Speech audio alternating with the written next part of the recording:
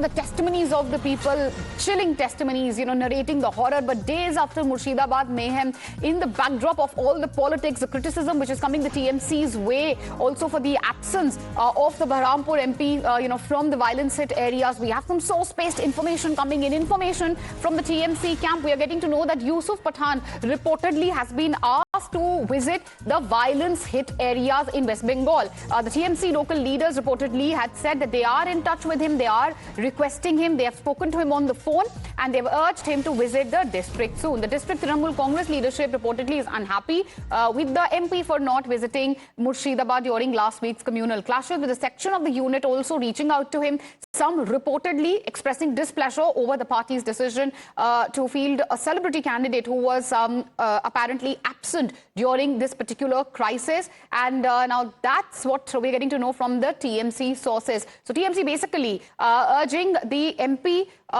Yusuf Pathan to visit the violence-hit area. Stetri joining us live on the broadcast. Stetri, if you could give us more details on the same. It's obvious criticism has been coming from the opposition side, not only over the absence of the Baharampur MP, it's Mamta Banerjee herself who's not bothered to visit these areas. When is Dide going to find the time? When that questions remain in the backdrop of it, you have a TMC, unit, TMC cadre who have reached out to Yusuf Pathan, urging him to visit the violence-hit areas.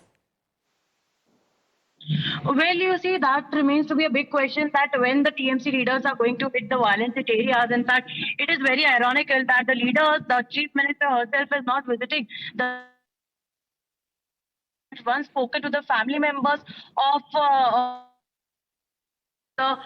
those who had to forcefully flee from Murshidabad. In fact, the chief minister is recommending, giving suggestions to West Bengal Governor C.V. Ananda Bose to not to visit the violence in India, to not to visit Murshidabad, not to go to Malda.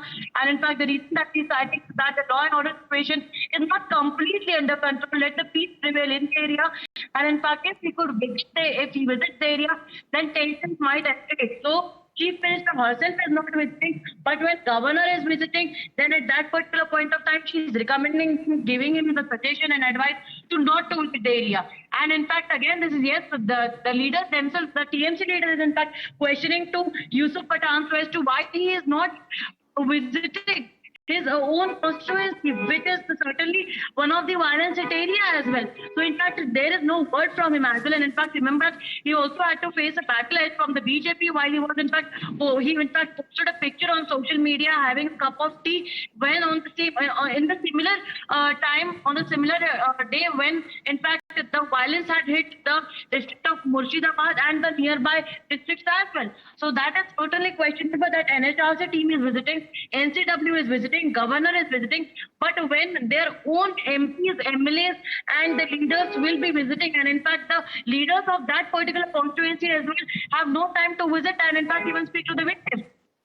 All right, Tetri, thank you for joining us. So with all these details, that's the source-based information coming in. TMC asking Yusuf Pathan to visit the violence-hit areas. Now, viewers, in the backdrop of all of this, despite a request by the Chief Minister to delay the visit, it's the West Bengal Governor who had visited Malda to hear the heartbreaking stories of the victim, hearing their plight. The government had assured that strong steps will be taken.